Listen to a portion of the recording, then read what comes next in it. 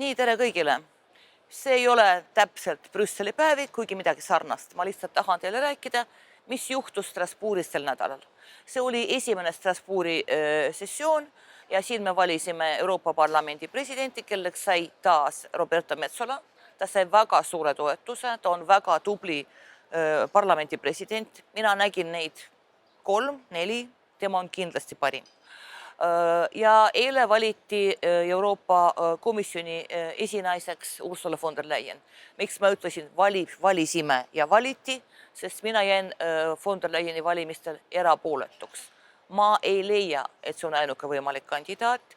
Mulle ei meeldi tema arrogantsus parlamendi suhtes. Üleeile tuli uudis kohtulahendi kohta, et midagi ikkagi oli valesti nende COVID-vaktsiinide kontraktide läbipaistvusega.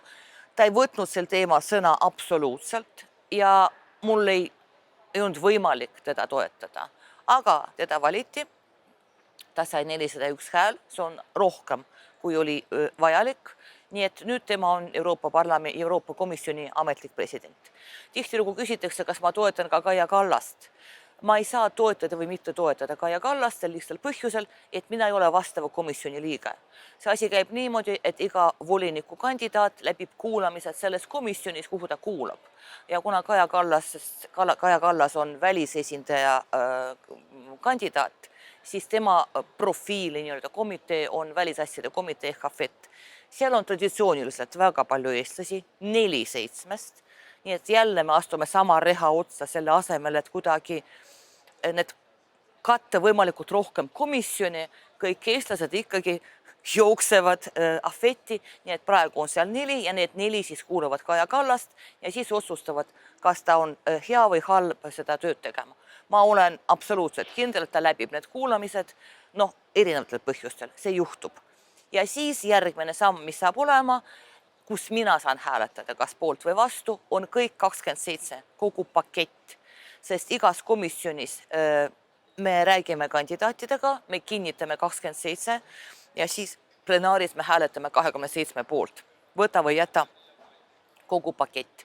Seda pole kunagi juhtunud, et kogu pakett oleks tagasi lükatud. Tavaliselt tagasi lükkamised toimuvad varem.